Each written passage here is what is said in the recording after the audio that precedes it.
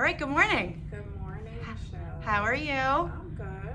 Why don't you tell us your name Wilhelmina, Myrick. and what do you do for us? I am an LPN and I work on the assisted living Right. unit. So you have been with us for about 5 years. 5 years this June. Yeah. Goes It fast. went really fast. It goes fast. So I want to thank you for talking with me today. I had put out to not only residents but also to staff a request to have conversations about something that has been very emotional for me, which is all of the civil unrest, the racial unrest, the divisiveness that's happening right now in our country, and it really is just hitting me hard. Yeah. So I really wanted to have conversations with our staff to get their perspectives on what's going on now, maybe some history, maybe what can we do moving forward. And I'm so thankful that you responded, and we had a great chat in my office last week. And you gave me some really good perspectives on some things, and I really want to talk about some of that stuff. But I think let's start with, maybe your own experience as it relates, if you're comfortable with it, as it relates to being a non-white employee at an organization that is, largely white. How do you feel on the day-to-day basis? What is your experience like, and how do you think that might be different than maybe a white counterpart? I think that number one, I love working at Woodland Pond, but I will say that I don't see a lot of people of color in positions of management around here. So obviously you notice that. 100%. The other thing that I will say is that I think that so my white counterpart might be upset about something, but if I'm upset about something, I think it gets more miscued than it would. They're upset, but I'm like the angry black woman. That's what I feel sometimes. And do you think that that's an experience that you have outside of Woodland Pond yes. too? So that's been your experience? That's been my experience overall. Yeah. But we also experience that as black women from black men, that we're the angry black women. So it's not something that I'm ever surprised at when it happens. Wow. So then that must mean that you maybe go through your daily life in a different way, Yes. Almost like Because you're tempering always, yourself. Yeah, you're always on your tippy toes about what you say or how you feel, your emotions. Because everybody has a bad day, or it's never just always. We do. You know what I mean? It's never Right. always just great days, but you're always like, oh God, well, how do I say this? Because I don't want to say it in the wrong way, because I'm going to be looked at as this angry black woman, and that's not how I want to be seen. Right. I mean, I don't see you that way at all. Yeah. But I can totally. I mean, your perspective is great. Yeah. But to your bigger point, you're absolutely right. So Yeah. Woodland Pond has. I always describe it as a pyramid, right? So we have a pretty thin leadership team. We don't have a huge number of people that are managers, but we don't have anyone that I can think of off the top of my head that's not white. Yeah. Across any department, Yeah. In a managerial supervisory role. And that's something that's been weighing on me greatly. Yeah. And trying to figure out, what can we be doing actively now? I mean, you probably didn't even think of it before. We get along with our managers, so it's never been. I mean, but as a person of color, you see it, and I think look at what's his name, Alex Ohanian, Serena's husband, who said, "Look, I'm going to step down and I'm going to let somebody of color on this team," because he probably didn't think of it before. He didn't think he was being racist. He didn't think of it at all. Right. But the fact that you even acknowledge it means the world. I told you when you sent me that email, it was like, because for a few days I'm like, are they going to address it? And I think that even if no one comes in here that is of color, it means the world to see that. Well, I mean, to that point though, I mean, my preference is always to elevate internally. So it's not about wanting to bring somebody in per se, but how do we elevate our own staff that have been here and give you that access to move forward and move upward, right? That's right. So, we have tuition assistance programs and programs where you can, become, from a CNA to an LPN, those kinds of things we try to support if we can financially. But I need to really start formulating how can I create the pathways to actually managerial positions or supervisory positions, and really be encouraging, our, non-white staff or people of color to take those positions. Yes. Now, one thing that really spoke to me about our conversation was you told me you have a dream. Yeah.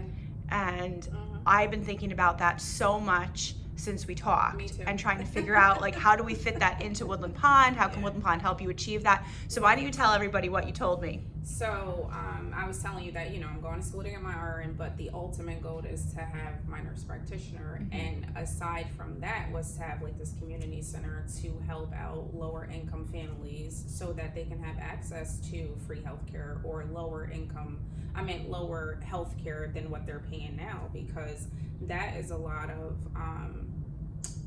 what goes on in the lower income communities. They don't have the education. Of course they're obese. They don't know what the right things to eat are, or they're not probably having their physicals as much as somebody who has more money and who thinks about those things. We have to educate them. Right. So I mean, we talked and you relayed to me your experience of having grown up in Poughkeepsie. And when you think about a community center, I mean, I think if I recall correctly, you were suggesting perhaps in Poughkeepsie. Yes. Basically in an impoverished neighborhood. Yeah. Am I putting word? In the city, and more in the city of Poughkeepsie, where all the lower income people are. There's, I think, 4 or 5 projects, low income housing projects in Poughkeepsie, where I would just love. I've been like sitting here thinking like, okay, how can I do something now to help some of these children? Do I go into the project areas and try to talk to the parents and see what they may need, or the children, and say to them, like, what can I do to make your life a little easier? Because you have schools, they put out food and things like that. What else are they putting out? Are they putting out educational pamphlets? Are we reaching more than just feeding their bellies, because we got to feed their minds too? Right. So. I know one of the things that has been very telling to me, the residents have been so generous and helped us grow our Woodland Cares Fund.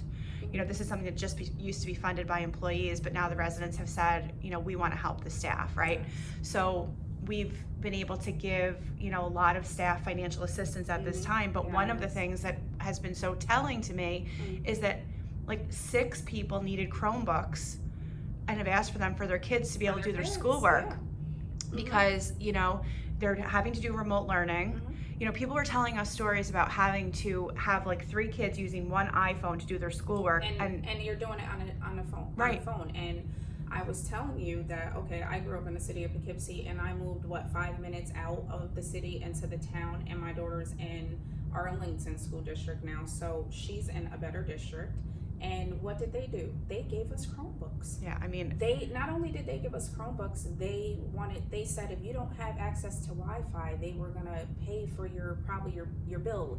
If you didn't have access to childcare, but these are funds that they have because you're in a better neighborhood. You get to the city. I'm talking to my friend that still lives in the city, and that's her complaint to me, that how is my son supposed to do his work on a cell phone? Right. I don't have access to a laptop. Right. So you actually have people that have had that exact experience. I think that they have ultimately failed those children. Right. For these last couple of months. Right. I mean, it's been such a challenge, but it's just such a demonstrative example of, the differences. Yes. And socioeconomic differences. I mean, this is Black Lives Matter, and what they're saying is not just about, we want this racial equality. It's saying that we have this socioeconomic divide between Black people and people that are not Black. Right. So when you think about your path to your dream, what does that look like? I mean, you're working full time. Yes. You have how many kids at home? 3 children. 3 children. Single parent. 3 children at home. You're working full time for us. Yes.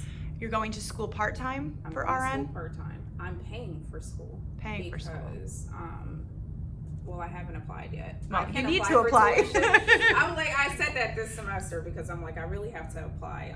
It's not that you guys deny me or anything. I just haven't applied, but I've been paying. I will start the application for you. Okay.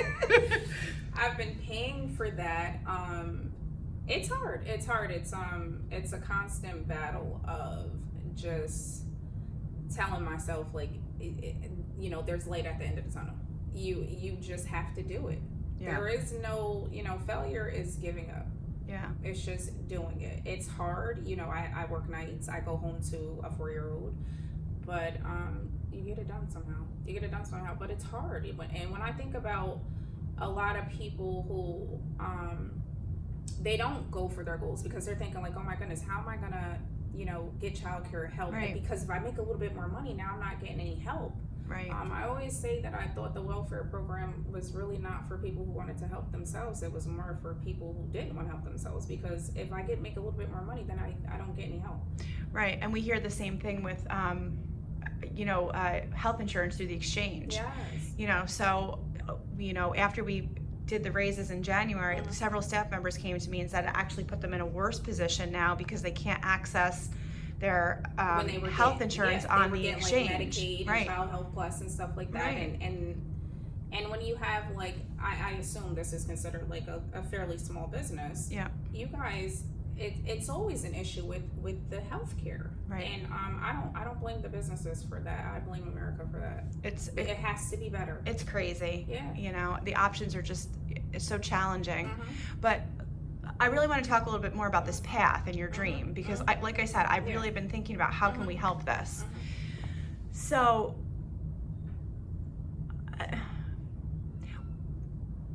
could the community center happen, or some kind of a community outreach program happen without you having your nurse practitioner immediately? Like to what you said. I really since we talked and you were saying like, well, I want to help you, and I believe you. So right. I'm like, what can I do? Right. That is not like this big community center. Maybe the big community center can come later, and I'm trying to figure out how do I've actually reached out to my son to talk to some of his friends who I know grew up in low income with single parents, and if they didn't grow up that way, they had friends that had single parents, just to get their idea of what they felt like at a younger age with their mom being a single parent and struggling and probably not having food some nights. And I'm just trying to figure out, what do I do now? How do I help them now? And I'm brainstorming on that, because I feel like I need to get out there and really talk to the children, because they're going to tell me maybe what they really need. Because I'm trying to figure out, do I provide food for them? Do I provide, if they have issues with their healthcare, if they're on insulin or something like that, do I provide that education just solely? I am trying to figure out, what can I do now? Right. As not as an individual, get some people to help me out and just figure out how to get into those lower income places, homes and projects, and just figure out how I can help those children out. Right. I mean, I think what you just said is the ticket. You can't do it on your own. Yeah, exactly. You just can't. I have when you left my office, yes. I was like, no way can she do it on her own. But there's got to be ways to organize. Yes. Create a coalition. Create, a group and a community of people that want to do this. Because, is your son in his 20s? Yes. Okay. My son's so in his 20s, he's in his 20s, right? This whole thing is going to live or die based on the young people. That's right. So that's how I feel. We need to be talking to the youth. Right. They're going to be the ones that grow up later and become senators and presidents and councilmen and stuff like that. Right. And maybe I can change even my son's kids, his friends, their minds about possibly going into something like this to help out, because they came from single parent households. Right. So I want to get them involved, definitely. I think if I were you, that's how I would kind of be organizing my thoughts a little bit, is to figure out how can I get a group of people together to get this motion going. Yes.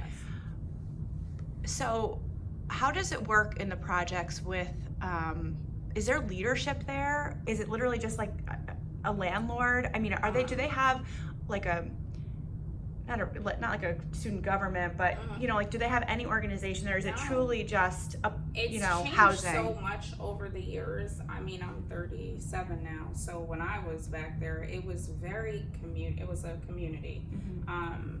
Everybody looked out for everyone. We had community centers, we had events at the community centers, and now I just see in these lower income projects, they have these centers for if you want to have an event or anything like that, but it's never anything there for the children.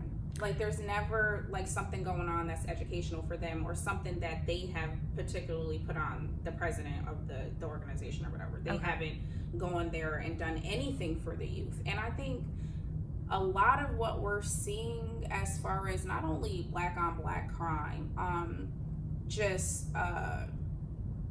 people not going to school and stuff like that. You're seeing that because there's no more community.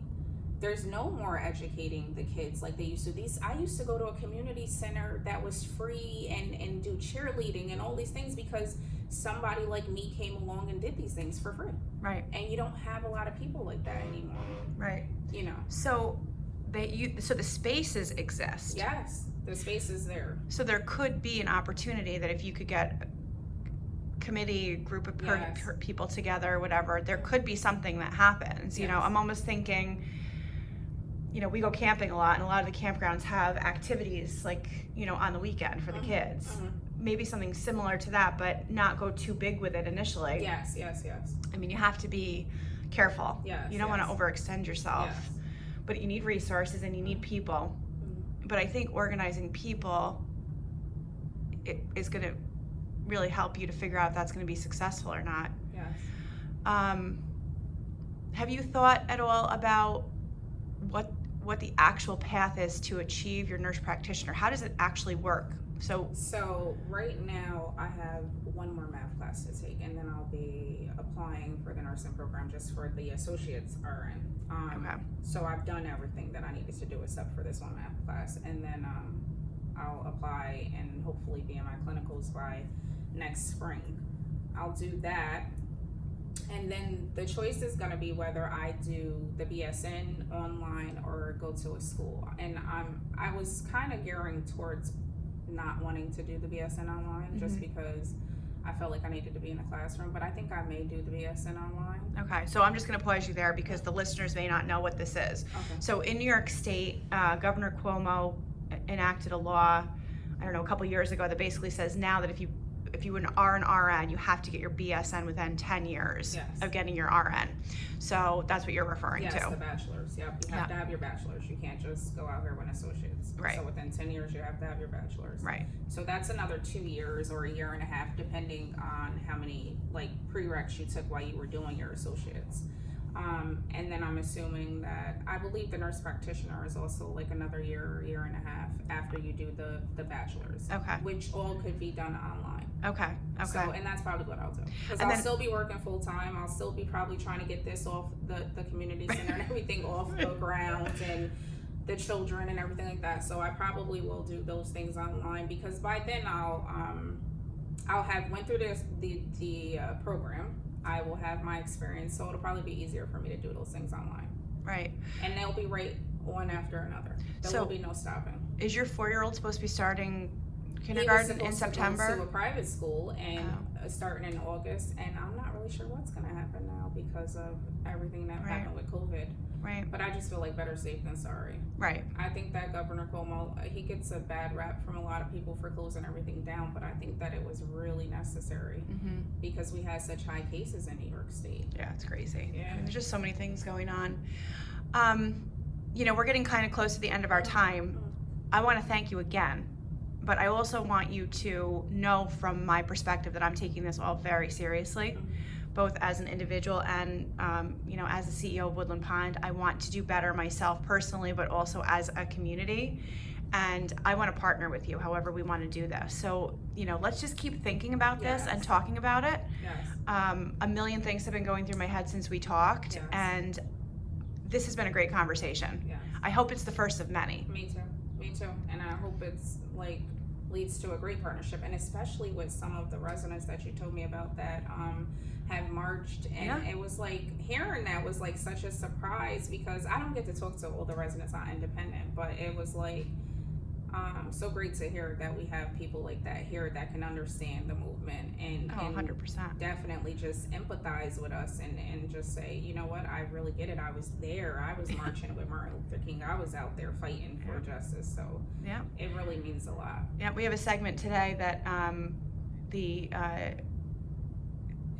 segments today are just incredible. I'm going to send you the links so that you can watch them on YouTube. They're 20 minutes a piece. You can even watch some of them with your kids, you know, because these are our residents that were actually there doing this. It's just, it's really astounding. But like I said, thank you so much. Thank you, Michelle. And definitely first of many conversations. Don't see it yet, but this is big that we work for somebody that actually cares about what's going on.